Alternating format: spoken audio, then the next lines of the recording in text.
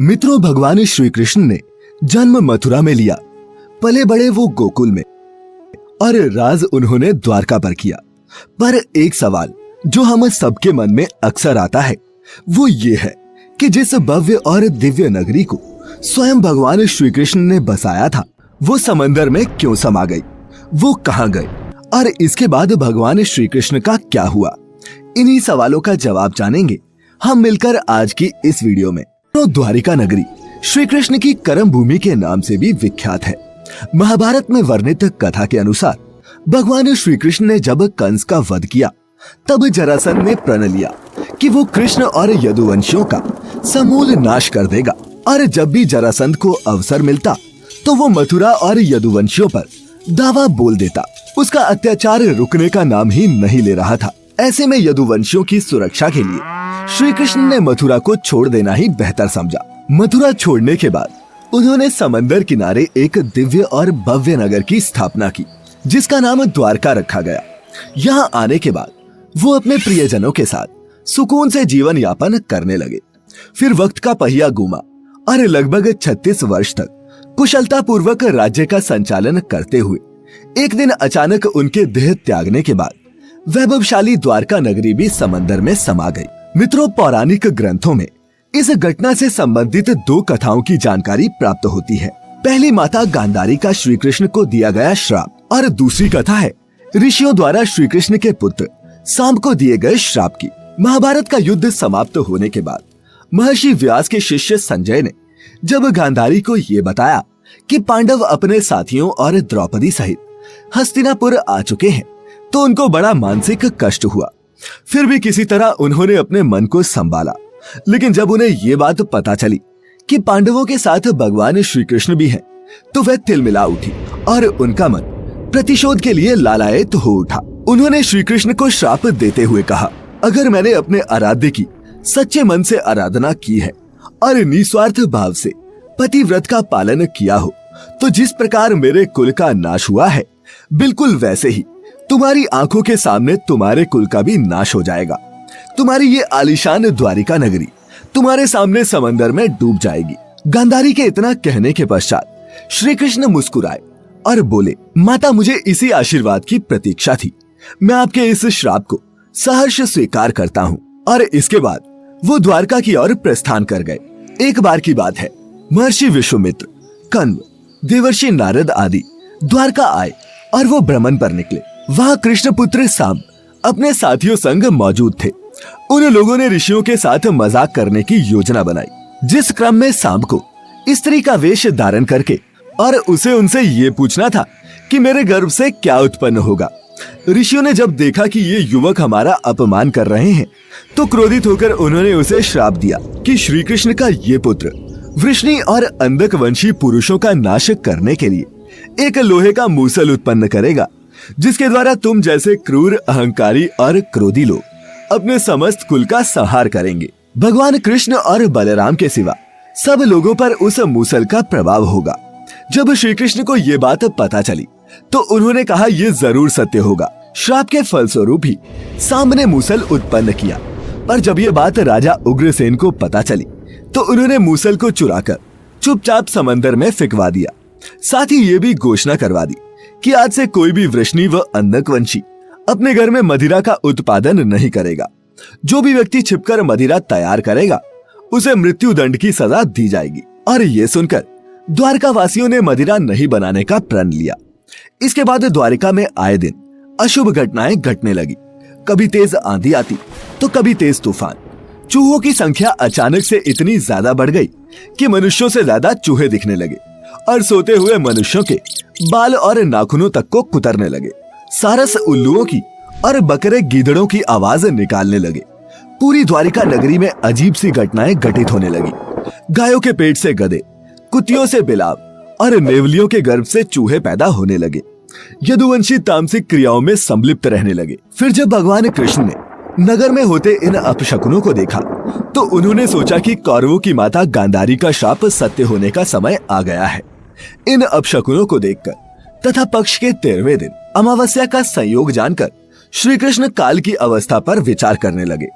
उन्होंने देखा कि इस समय वैसा ही युग बन रहा है जैसा महाभारत के युद्ध के समय बना था। और फिर गांधारी के श्राप को सत्य करने के उद्देश्य से श्री कृष्ण ने यदुवंशियों को तीर्थ यात्रा करने की आज्ञा दी। भगवान कृष्ण की आज्ञा से सभी राजवंशी समंदर के तट पर प्रभास तीर्थ आकर निवास करने लगे। प्रभास तीर्थ में रहते हुए एक दिन जब अंधक व वृष्णिवंशी आपस में वार्तालाप कर रहे थे, तभी सात्यकी ने आवेश में आकर कृतवर्मा का उपहास और अनादर कर दिया। कृतवर्मा ने भी कुछ ऐसे शब्द मुख से निकाल दिए जिनसे सात्यकी का क्रोध 7वें आसमान पर पहुंच गया और उसने कृतवर्मा का वध कर दिया। ये देख अंधक वंशियों ने सात्यकी को चारों ओर से घेर लिया और उन पर आक्रमण कर दिया। इस दृश्य को देखकर श्री कृष्ण के पुत्र प्रद्युम्न उनकी सहायता के लिए दौड़े। सात्यकी और प्रद्युम्न अकेले ही मोर्चा संभाल रहे थे, लेकिन अंधक वंशियों की संख्या अधिक होने के कारण उन्हें पराजय का सामना करना पड़ा और अंत में वो उनके हाथों मारे गए। अपने पुत्रों की मृत्यु से श्री कृष्ण को अत्यधिक क्रोध आया और उन्होंने एक मुट्ठी घास उखाड़ ली। जैसे ही घास हाथ में आती वह लोहे का मूसल बन जाती। मित्रों, ऋषियों द्वारा दिए गए श्राप के कारण ही ऐसा हो रहा था। मूसल इतना ज्यादा शक्तिशाली था कि उसके एक ही वार से किसी का वध हो सकता था और इस प्रकार यदुवंशी आपस में ही युद्ध करके मरने लगे। श्री कृष्ण के देखते ही देखते साम, चारुदेशन, अनिरुद्ध और गद की मृत्यु हो गई। इसके बाद श्री कृष्ण का रौद्र रूप देखने को मिला और उन्होंने सभी सूरमाओं का वध कर डाला। अंत में श्री कृष्ण और उनके सारथी दारुक ही शेष बचे। भगवान कृष्ण ने दारुक से कहा, तुम इसी क्षण हस्तिनापुर जाओ और अर्जुन को सारी घटना विस्तार से बताकर उसको यहाँ ले आओ। दारुक ने उनकी आज्ञा का पालन भी किया।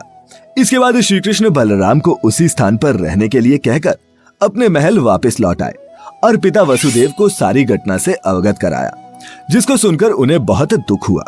श्री कृष्ण ने अपने पिता से बोला कि जब तक अर्जुन नहीं आ रहा तब तक स्त्रियों की रक्षा का दायित्व आप संभालिए, क्योंकि वन में बलराम प्रतीक्षारत है। मैं उन्हीं के पास जा रहा हूँ। नगर में स्त्रियों की चीख पुकार मचनी शुरू हो गई। ऐसे में श्री कृष्ण ने स्त्रियों को सांत्वना देते हुए कहा कि घबराइए मत, अर्जुन आने वाले हैं और वे सब संभाल लेंगे। इतना कहकर वे वन की ओर चल पड़े। जब कृष्ण वन में पहुंचे तो देखा कि बलराम जी समाधि में लीन हैं। अचानक ही उनके मुख से एक सफेद रंग का सर्प निकला और समंदर की ओर चला गया। मित्रों, वो कोई सामान्य सर्प नहीं था, क्योंकि उसके हजारों मस्तक थे। और इतना ही नहीं, समुद्र ने स्वयं प्रकट होकर उस शेषनाग का अभिवादन किया। कुछ ही देर में बलराम ने अपने शरीर को त्याग दिया। श्री कृष्ण उस सूने वन में अकेले विचरण करते हुए गांधारी के श्राप के बारे में चिंतन करने लगे और अपनी इंद्रियों को संयमित करते हुए महायोग की अवस्था में धरती पर लेट गए। तभी जरा नामक एक शिकारी अपने शिकार की तलाश में वहां आ पहुंचा। दूर से उसे लगा कि वहां कोई हिरन है और उसने बाण चला दिया, परंतु जब वह अपने शिकार को पकड़ने के लिए आगे बढ़ा तो वहां श्री कृष्ण थे। ये देखकर उसे बड़ा पछतावा हुआ। भगवान ने उस शिकारी को आश्वासन दिया और स्वयं परम धाम चले गए, जहाँ कई मुनि और देवताओं ने उनका भव्य स्वागत किया। फिर वो शिकारी हस्तिनापुर गया और पांडवों को पूरी घटना की जानकारी दी, जिसे सुनकर पांडव बड़े दुखी हुए। दूसरी तरफ अर्जुन भी द्वारका पहुंच गए थे। वहां की स्थिति देखकर उनके मन को बड़ा क्षोभ हुआ। श्री कृष्ण की रानियों ने जब अर्जुन को देखा तो उनकी आंखों से भी अश्रु की धारा निकल पड़ी। इस दृश्य को देखकर अर्जुन की आंखें भी नम हो गई। वहां का पूरा माहौल ही शोकमय हो गया। वसुदेव भी वहीं उपस्थित थे। उन्होंने अर्जुन को श्री कृष्ण का संदेश बताते हुए कहा कि द्वारिका नगरी समुद्र में डूबने वाली है, इसीलिए आप नगर वासियों को लेकर किसी सुरक्षित स्थान पर चले जाएं। वसुदेव जी की बातें सुनकर अर्जुन ने दारुक से सभी मंत्रियों को बुलाने के लिए कहा। मंत्रियों के आते ही अर्जुन ने कहा कि मैं सभी नगरवासियों को यहाँ से इंद्रप्रस्थ ले जाऊंगा, क्योंकि शीघ्र ही इस नगरी को समंदर अपने में समा लेगा। इसके बाद सभी मंत्री तुरंत अर्जुन की आज्ञा के पालन में जुट गए। अर्जुन ने वह रात श्री कृष्ण के महल में ही बिताई। अगली सुबह श्री कृष्ण के पिता वसुदेव जी ने भी प्राण त्याग दिए। अर्जुन ने विधि विधान से उनका अंतिम संस्कार किया। वसुदेव जी की पत्नी देवकी, भद्रा, रोहिणी व मदिरा भी चिता पर बैठकर सती हो गई। इसके बाद अर्जुन ने प्रवास तीर्थ में मारे गए समस्त यदुवंशियों का भी अंतिम संस्कार किया। 7वें दिन अर्जुन श्री कृष्ण के परिजनों तथा सभी नगरवासियों को साथ लेकर इंद्रप्रस्थ की ओर चल दिए। उन्हें सभी के जाते ही द्वारका नगरी समंदर में डूब गई। इस दृश्य ने सभी को आश्चर्य में डाल दिया था। और मित्रों, इस प्रकार सोने से सजी द्वारिका नगरी समंदर में डूब गई। मित्रों, आज भी सनातन धर्म के इस समृद्ध और संपन्न प्रतीक के कई साक्ष्य वक्त वक्त पर सामने आते रहते हैं। द हिंदू की एक रिपोर्ट के मुताबिक 1963 में सबसे पहले द्वारका नगरी का एक्सकवेशन दक्कन कॉलेज पुणे के डिपार्टमेंट ऑफ आर्कियोलॉजी और गुजरात सरकार ने मिलकर किया था। इस दौरान करीब 3000 साल पुराने बर्तन मिले थे। इसके बाद आर्कियोलॉजिकल सर्वे ऑफ इंडिया की अंडर वाटर आर्कियोलॉजिकल विंग को समंदर में कुछ तांबे के सिक्के और ग्रेनाइट स्ट्रक्चर भी मिले थे, जिसके बाद ये पूरा नगर भी खोज लिया गया। तो मित्रों, उम्मीद करते हैं कि आपको हमारी आज की ये कथा कि द्वारका नगरी समंदर में कैसे डूबी ये पसंद आई होगी। आपसे निवेदन है कि वीडियो को लाइक करने के साथ साथ इसे अपने मित्रों और सगे संबंधियों के साथ शेयर अवश्य करें। ऐसे ही और भी धार्मिक और आध्यात्मिक जानकारियों के लिए सब्सक्राइब करें हमारे YouTube चैनल को और लाइक करें हमारा Facebook पेज भी। फिलहाल आज के लिए बस इतना ही। अब इजाजत दें। आपका बहुत बहुत शुक्रिया।